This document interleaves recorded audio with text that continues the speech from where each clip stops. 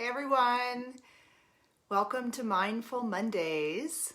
I'll be broadcasting every Monday at 5 p.m. Mountain Time about a habit for happiness. And so the habit could be good or bad. So while we're waiting for people to join, just chime in with your name and where you're coming in from. Thank you.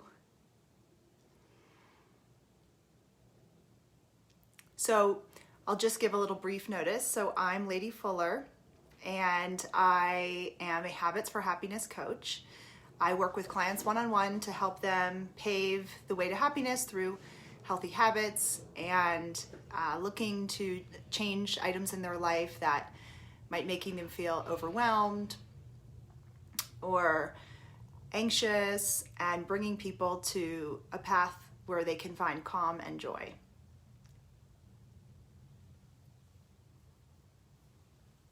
So I'll go ahead and get started. So the habit for tonight is gratitude.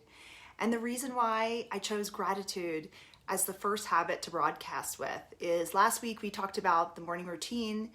And when I work with clients, I really talk to them about the concept of gratitude. And you might have heard that gratitude turns what we have into enough, and it does, right? So really we all know that we have really no control over what happens outside of us, but we do have control over what happens inside of us.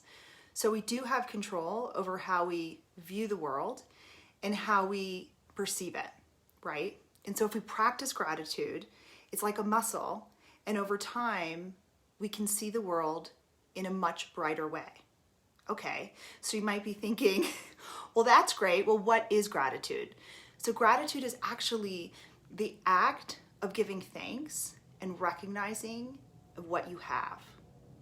It's a positive emotional state, the dictionary says, in which one recognizes and appreciates what one has received in life. So, how do you practice gratitude? And what does it do for you? So, there are many different ways to practice gratitude.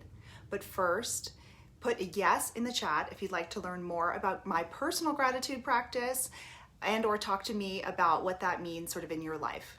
So there's science behind gratitude. It's not just me telling you that gratitude makes us happier.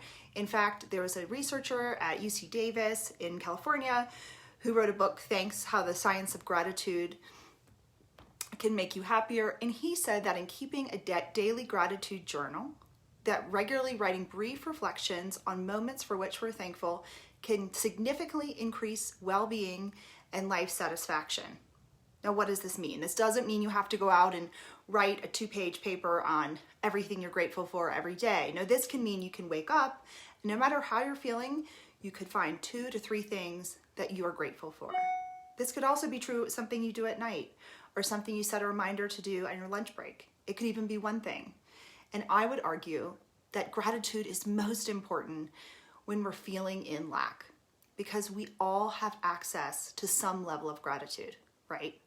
So times in my life where I've been feeling really, really bad, I used to wake up and write in my journal, I'm grateful for the sun.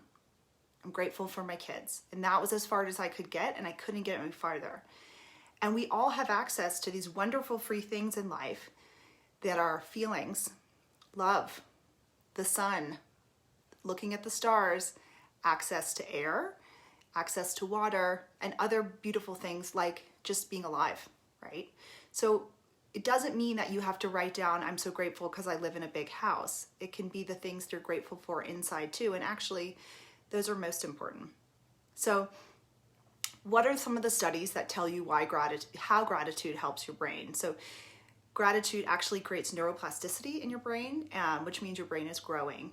So we've probably heard of a growth mindset. So this idea that through the practice of gratitude, we can actually train our brain to be happier. So some of the things that gratitude does for us, it helps us sleep better. A practice of gratitude helps our overall immune system. Yes, we can actually fight disease better. We also have a lower resting heart rate and calmer and more productive throughout our days. And generally, people say that they have more a feeling of life purpose and fulfillment, which is pretty incredible just by writing a couple things every day that they're grateful for? Well, you might be thinking, I'm not a writer. I don't like to write. I don't have a journal. Well, that's great. You have a phone. You're watching me here on Facebook Live. So something else you can do is just take pictures of things throughout the day that you're grateful for.